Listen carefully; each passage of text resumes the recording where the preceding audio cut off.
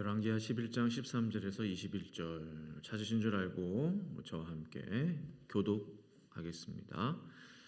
아달랴가 호위병과 백성의 소리를 듣고 여호와의 성전에 들어가 백성에게 이르러 규례대로 단 위에 섰고 창관과 나팔수가 왕의 곁에 모여 섰으며 온 백성이 즐거워하여 나팔을 부는지라. 아달랴며 외치되 반역이로다 반역이로다 하며 제사장 여호야다가 군대를 거느린 백부장들에게 명령하여 이르되 그를 대열 밖으로 몰아내라. 그를 따르는 자는 모두 칼로 죽이라 하니 제사장의 이 말은 여호와의 성전에서는 그를 죽이지 말라 함이라. 이에 그의 길을 열어주매 그가 왕궁의 말이 달린 길로 가다가 거기서 죽임을 당하였다. 여호야다가 왕과 백성에게 여호와와 언약을 맺어 여호와의 백성이 되게 하고 왕과 백성 사이에도 언약을 세우게 하매 온 백성이 바알의 신당으로 가서 그 신당을 허물고 그 제단들과 우상들을 철저히 깨뜨리고 그 제단 앞에서 바알의 제사장 마단을 죽이니라. 제사장이 관리들을 세워 여호와의 성전을 수직하게 하고 또 백부장들과 가리 사람과 호위병과 온 백성을 거느리고 왕을 인도하여 여호와의 성전에서 내려와 호위병의 문 길을 통하여 왕궁에 이름에 그가 왕의 왕자에 앉으니 온 백성이 즐거워하고 온 성이 응하더라. 아달랴가 무리를 왕궁에서 칼로 죽여 요아스가 왕이 될 때에 나이가 7세였더라. 아멘. 최근 뉴스 통해서 보셨겠지만 그 쿠바 주재 우리 북한 대사관에서 근무했던 정치 참사로 근무했던 리모 씨가 그 일가족과 함께 대한민국으로 망명해온 소식 뉴스를 통해 들으신 줄로 압니다. 과거 영국 북한 공사로 있었던 태영호 씨 탈북 이후 최고위급 탈북이라고 평가되고 있습니다. 리모 참사는 김정은 위원장으로부터 표창장까지 받았던 그의 업무에 탁월함을 인정받았던 그런 인물이었습니다. 북한에게 있어서 쿠바는 외교적으로 매우 중요한 국가였지요. 그렇기 때문에 유능하고 믿을 만한 인재를 아마도 쿠바 대사관에 보냈을 것입니다. 그런데 믿는 도끼에 발등 찍힌다고 한순간에 뉴스를 보니까 여권이 나오자마자 그날로 티켓팅을 해서 이렇게 탈북한 것으로 이렇게 이야기가 되고 있습니다. 곧이어 들려오는 또 뉴스를 보니까 또 프랑스 주재 북한 외교관 가족도 보니까 두 가족들이 또 탈북을 했다. 현재는 미국에 머물고 있다. 그런 소식을 또 듣게 되고요.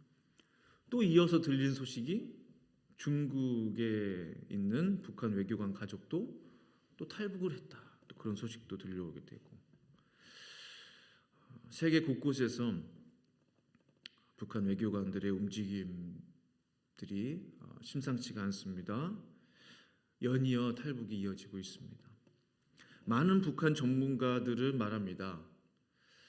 지금 북한 체제가 흔들리는 것이 아니냐. 외교관들이 일단 탈북 러시가 바로 그 결정적인 증거가 되는 것이다. 그들의 인터뷰의 내용을 좀 들어보니까요. 이 외화벌이에 이제는 지쳤다는 거죠. 너무 힘들다는 거죠. 정말 말이 외교관이지 월급이 너무 적더라고요. 뭐 북한 돈으로 이렇게 주는데 달러로 바꾸면 얼마 되지가 않아요. 밀수를 하거나 불법을 행하지 않고는 정말 입에 풀칠조차 할 수 없는 삶이 바로 북한 외교관들의 삶이더라고요. 소위 넥타이를 맨 꽃제비 이런 표현도 있더라고요. 그 정도로 너무나 궁핍하고 가난한 거예요. 나는 어떻게 이렇게 산다 치더라도 내 아이들, 우리 자녀들은 어떻게 살 것이냐 앞으로 미래가 보이지 않는다는 거죠. 이 엘리트층의 외교관들의 입에서 이런 말이 나올 정도면 평범한 북한 주민들의 삶은 얼마나 피폐할까? 요즘 특히 더한 것 같아요. 정말 거대한 감옥에 살고 있는 우리 북한 동포들을 생각할 때 너무나 마음이 안타깝습니다. 이런 말들이 있대요. 북한 주민들 사이에서 죽든지 살든지 전쟁이라도 확 났으면 좋겠다. 지금보단 낫겠지. 그런 말들을 한대요. 뭐 죽으나 사나 지금도 거의 뭐 죽은 것과 마찬가지인데 지옥의 삶인데 확 전쟁이 일어나면 지금보단 낫지 않겠나라는 소망을 갖는다는 거예요. 얼마나 위험한 생각입니까? 이런 말이 있죠. 부자가 3대 못 간다. 이런 속담이 있는데 저는 이렇게도 생각합니다. 정의롭지 못한 권력 3대 못 간다. 총칼로 백성들을 억압한 자가 어찌 하나님의 공의를 피할 수 있겠습니까? 마태복음 26장에서도 예수님께서 칼을 사용한 자, 칼로 시작한 자는 칼로 망한다라고 분명하게 말씀하셨어요. 오늘 말씀을 보니까요, 칼로 시작해서 나라를 차지한 한 사람의 이야기가 등장을 합니다. 지난 토요일 새벽 말씀 혹시 기억하시는지 모르겠습니다. 예후가 하나님의 명을 받들어서 이제 북이스라엘의 그 아합 왕조, 아합 가문을 이제 멸하라 하나님 말씀을 듣고 가문에 속한 모든 왕자들을 칼로 죽이게 됩니다. 아합 가문과 조금이라도 연관이 있으면은 다 죽임을 당하게 됐어요. 당시 북이스라엘과 남유다는 서로 이렇게 공주도 보내고 해서 전쟁하지 않기 위해서 평화 협정을 맺고 있었던 그런 상황이었죠. 그래서 남유다에 속한 왕자들도 죽임을 당하게 됐어요. 왜? 그의 어머니가 이제 북이스라엘 출신이었기 때문에 피가 섞여 있었다는 거죠. 그렇기 때문에 유다 왕 아하시아도 죽게 됐어요. 당시에. 왜냐하면 아합의 딸 아달랴의 아들이 바로 아하시아였기 때문에. 유다 왕이었지만 아합의 피가 좀 섞여 있었다는 거죠. 예후에 의해서 북이스라엘의 왕 요람 왕, 남유다의 아하시아가 다 동시에 죽게 됐어요. 한날에. 두 나라의 왕을 한날 한시에 잃게 된 것입니다. 이때 남유다에 등장한 사람이 바로 아달랴. 오늘 이야기의 핵심 인물인데요. 아달랴는 말씀드린 대로 아하시아 왕의 어머니, 아합 왕 이세벨의 이제 딸이 되는 것이죠. 잔인했던 어머니 이세벨의 피를 이어받았는지 몰라도 그 아달랴는요, 스스로 여왕이 되기 위해서 남아있던 왕의 자손들을 모두 죽이게 됩니다. 즉 자신의 손자들을 다 죽이게 된 거예요. 아들이 죽어서 이제 왕자가 비었잖아요. 내가 여왕이 되어야 되겠다. 왕의 자손들을 다 죽이게 됩니다. 이 얼마나 잔인합니까? 권력의 눈이 먼 아달랴는요, 스스로 그렇게 남유다의 여왕으로 이제 등극하게 됩니다. 남유다 역사 가운데 유일한 여왕이에요. 놀라운 것은요, 이 여왕 아달랴가 왕의 자손들을 모두 이제 칼로 죽였는데 그 한 살배기 아들인 요아스가 살아남아요.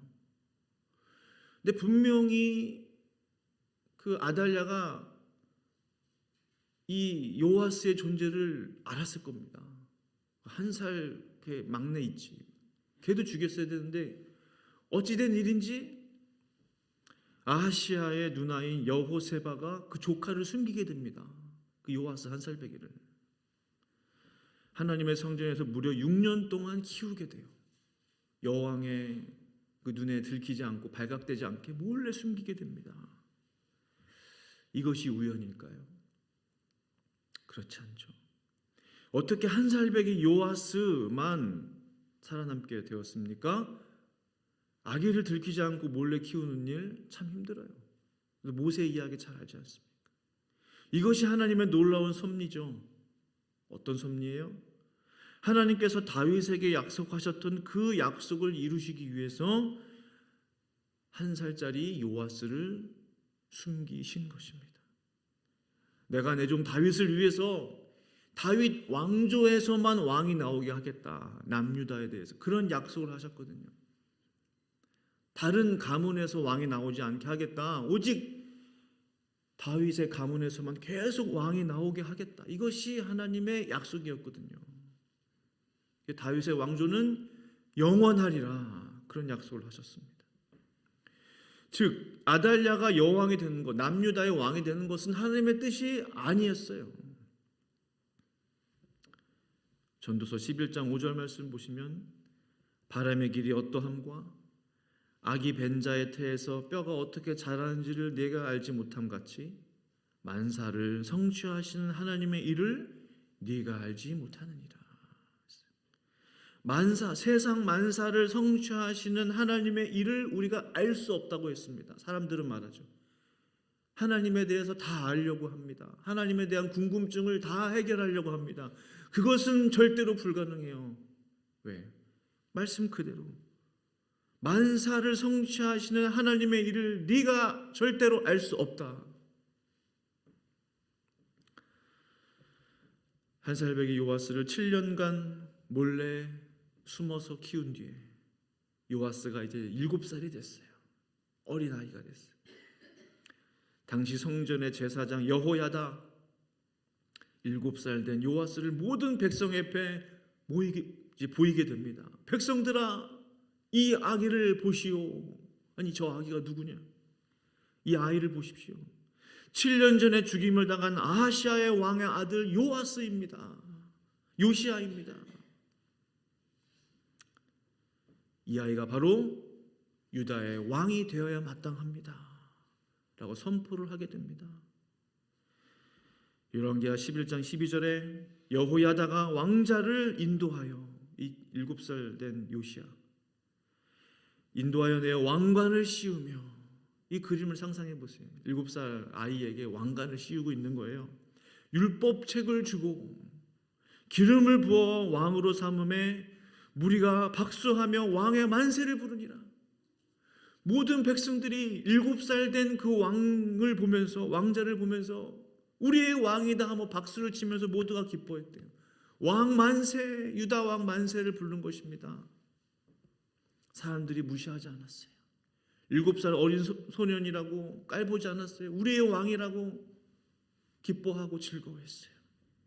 이 또한 하나님의 섭리와 역사입니다. 이것을 본 여왕 아달랴 깜짝 놀라가지고 반역이다, 반역이다. 오늘 말씀에 그렇게 돼 있죠. 아무리 외쳐도, 아무리 소리쳐도 그녀의 말에 귀를 기울이는 사람은 단 한 사람도 없었다는 사실이에요. 6년 동안 뭐예요? 백성들의 신임을 얻지 못했다는 사실이에요. 6년 동안 헛발질한 거예요. 여호야다가 명령을 내리죠. 저 여자를 이제 성전에서는 죽일 수 없으니까 밖에 내보내서 거기서 죽게 해라. 죽임을 당하게 됩니다. 저 여왕 아달랴를 따르는 자도 모두 죽이게 해라. 16, 17, 18절 말씀을 보니까요. 이에 그의 길을 열어주매 그가 왕궁에 말이 다니는 길로 가다가 거기서 죽임을 당하였더라.